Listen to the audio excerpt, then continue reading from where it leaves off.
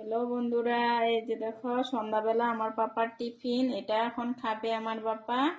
এই যে মুড়ি নিয়েছি, আর এই যে সাথে একটা কলা নেব, আর আর এই যে এখান থেকে দুধ নেব। আর দুধের দেখো, দুধের সরটা কি সুন্দর হয়ে পড়েছে, অনেক মোটা হয়ে। এই যে সম্পূর্ণ দিয়ে দিই। এই যে দুধের সর, আর এখান থেকে দুধ ঢেলে নেব।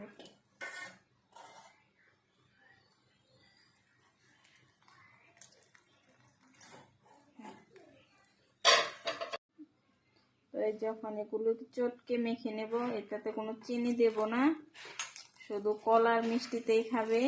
এটা মাখলে একটুখানি হয়ে যাবে। এটা খেতে খুব ভালোবাসে।